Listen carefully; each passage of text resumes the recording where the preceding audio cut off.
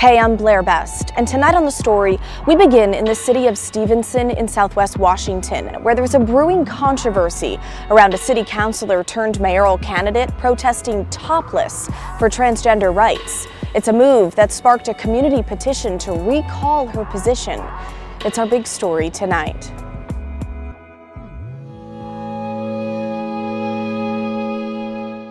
More than a decade ago, well, I've been thinking about running for something. Lucy Lauser looked to local politics after meeting former Silverton, Oregon Mayor Stu Rasmussen, the first openly transgender mayor in the country. And it kind of changed what I thought was possible for myself. It was the first time I'd ever seen someone like me not presented as a monster or a joke, but as someone in a position of respect. Lauser grew up in rural Washington. In a very conservative Christian family, I was homeschooled all the way through.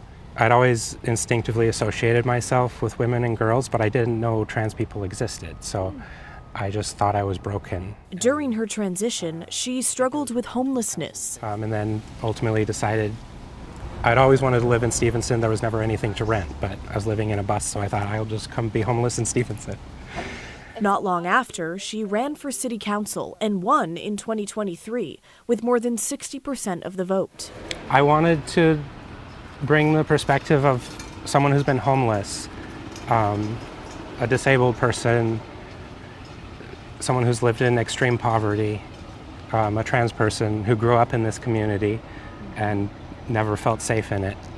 After the 2024 presidential election, started to feel like I don't have a future in this country, and I just had to do something. Lauser turned to protest, topless twice, on the Skamania County Courthouse lawn. Since we are showing you on TV, we've blurred her breasts, though she partially covered them in tape. So when I was getting ready for the protest, I felt sick. I didn't want to do it. It just felt like something that had to be done. To say that it's obscene for me to wear a dress, it's obscene for me to have breasts at all. A lot of people seem to think that this is either aesthetic preference or some sort of obscene sexual fetish, which are both completely wrong. For me, it's a matter of life or death. And protesting topless was like the best way that you felt? I couldn't think of a better method of protesting the president calling me a man than taking off my shirt and getting arrested for it. On July 4th, Lauser was arrested for indecent exposure after Skamania County Sheriff's deputies say she failed to cover herself when they asked her to. Lauser was taken to jail and released after posting bail. You're right here. 4th of July, out in front of everybody and anybody could see, out in front of the public on 4th of July. Kathleen Fitzgerald is a local business owner. I knew right away that it was a crime. It's against the law. This is a majority of people are concerned that there is a topless woman and their children are seeing this. All public elected officials should be held to a higher standard. Fitzgerald now leading a petition to recall Councilor Lauser. The town of Stevenson and Skamania County is relatively, I wouldn't say conservative, but we are very well-grounded and very community-oriented. And I truly believe that these actions, whether they are for whatever reason, is not appropriate for downtown city of Stevenson. The Councilor Lauser now running for mayor in the primary election less than a week away. I think it's amazing personally. I'm totally proud of her for standing up for who she is. I don't really have a strong opinion one way or the other. Okay. I just think that the people, which should all be residents of Stevenson, that this is a very important election and that we should be choosing wisely who we elect this time. I'm totally fine not being elected for mayor. If I was, it would send a pretty big message about the community support. This is not about a transgender. This is about a city council member that is going topless and committing a crime. So that petition to recall Councilor Lauser is currently caught up in the courts. Both Lauser and Fitzgerald tell me a judge approved the recall petition, basically saying it is legal and can move forward. However, Lauser appealed. She is now represented by the ACLU. A Washington State Supreme Court judge has yet to make a final decision. Now, if it's allowed to move forward, the petition would need 178 signatures within 180 days to recall Councilor Lauser. As for Lauser's criminal charge of indecent exposure from her 4th of July protest, the Skamania County prosecuting attorney tells me the case is still pending. Lauser has been assigned an attorney, but the prosecuting attorney says they have not been able to get a hold of that person to talk about procedural issues. Lauser is due back in court next Monday, August 4th, just one day before Washington State's primary election on Tuesday, where Lauser will appear as a candidate for Stevenson mayor. If she is one of the top 2 vote getters, she'll advance to the general election in November. So, what is your take on this controversy? Maybe you have thoughts about the petition to recall Lauser. Let us know. Email us at thestory@kgw.com or call and leave us a voicemail, 503-226-5090. Now let's follow up on the breaking news we covered last night, that massive earthquake on the Russian coast, triggering a tsunami advisory here on the west coast of the U.S. That advisory was dropped before noon today, and so far, we've received no reports of any damage or injuries here in the Northwest. But the advisory that went out was a good test of Oregon's emergency alert system and preparedness. Today, we talked to Oregon State Representative Paul Evans, a Democrat out of Monmouth, west of Salem, and he's put together a work group for an omnibus bill for the 2026 legislative session, focusing on Oregon's disaster response and recovery.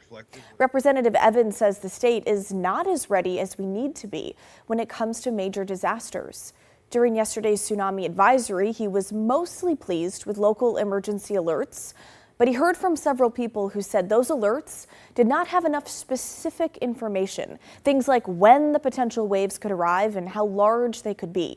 Evans says the state is woefully ill-prepared when it comes to disaster recovery if or when a major disaster strikes. He says those efforts are more of a patchwork across the state, and he wants to standardize an approach. One way to help make that happen, he says, is to get more training facilities for first responders and volunteers. Evans is looking at a plan to put together, or that was put together 15 years ago by then Oregon Governor Ted Kulongoski, when it comes to disaster recovery efforts to incorporate elements into the new legislation for the 2026 session. All right, let's bring in Chief Meteorologist Matt Zaffino now. Matt, what kinds of impacts did the Oregon coast see last night?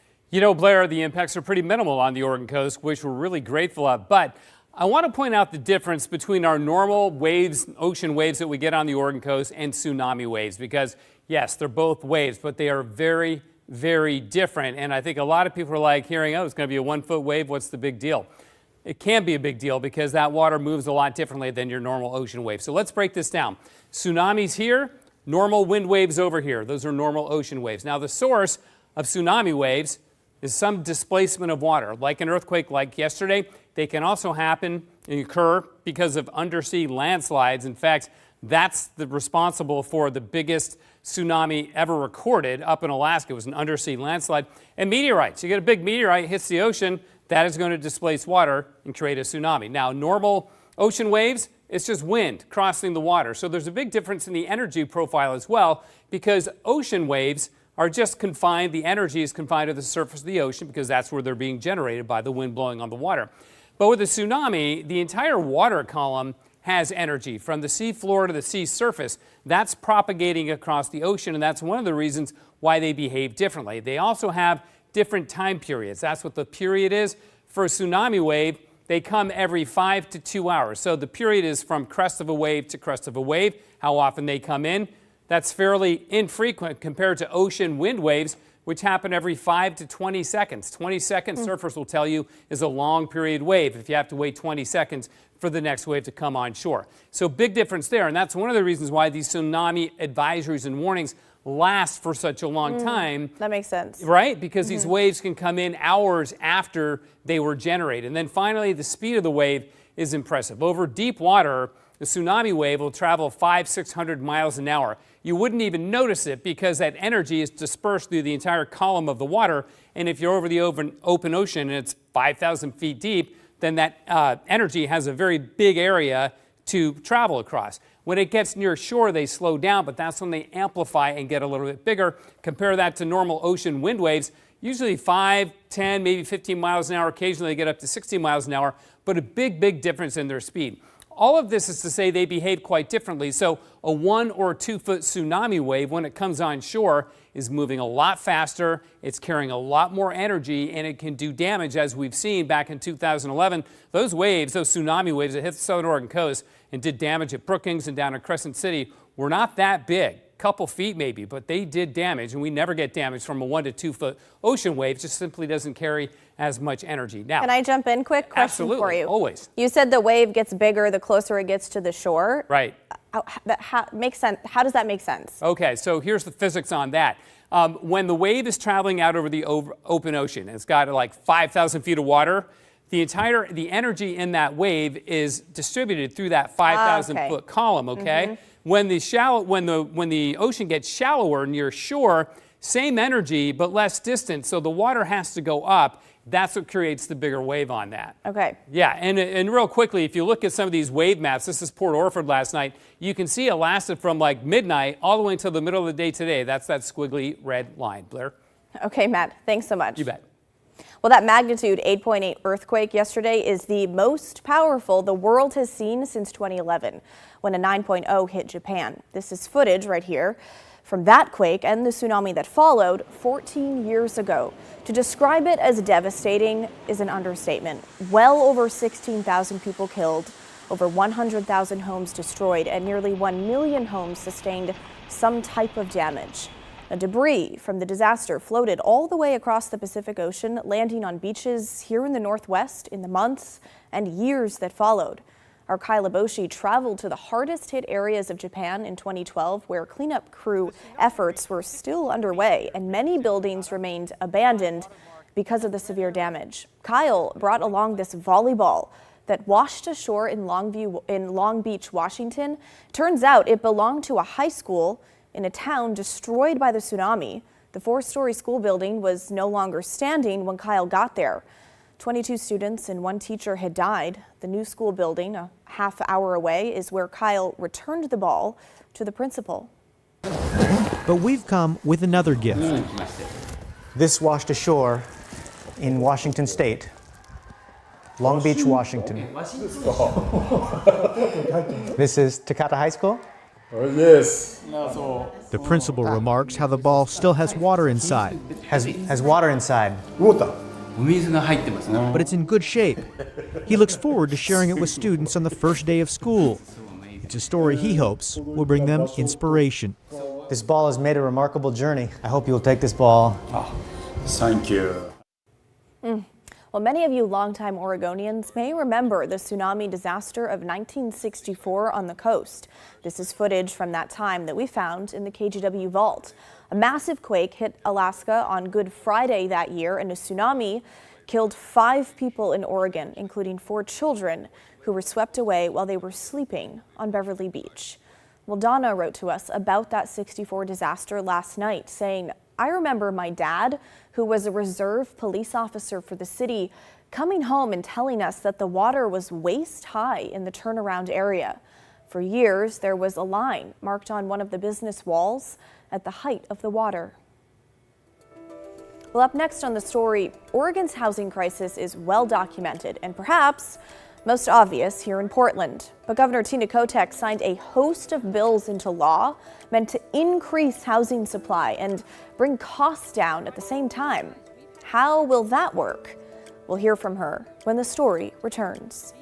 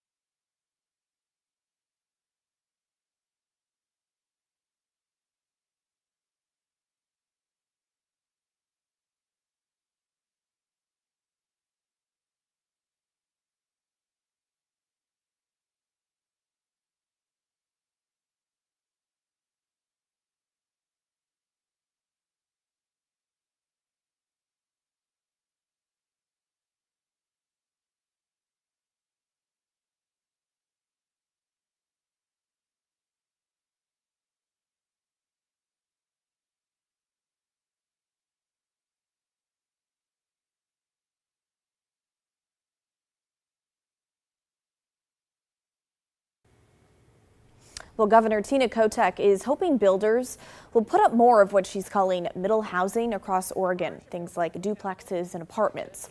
She wants tens of thousands of them every year for the next 10 years. And this week, she signed 5 new bills into law that she hopes will help spur the effort. House Bill 2138 expands zoning for middle housing in more areas, including unincorporated land, and prevents local governments from reducing housing density. Within existing urban growth boundaries, whether within city limits or in unincorporated areas, we are now going to say this type of housing has to happen. You have existing infrastructure, you're within the growth boundary, so it's not a land use issue. This is about we need more housing zoned like this, that looks like this. These bills today are going to make that happen. And I think what people need to understand is when we have communities that have more housing for everyone, we're all going to be successful. And I think more people across the state are getting that. And we have developers who are ready to go today to build this type of beautiful housing.